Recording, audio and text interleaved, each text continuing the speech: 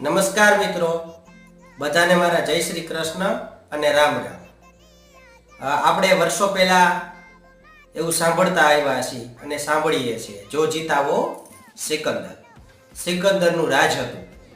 એની પાસે એક બોક્સ હતું.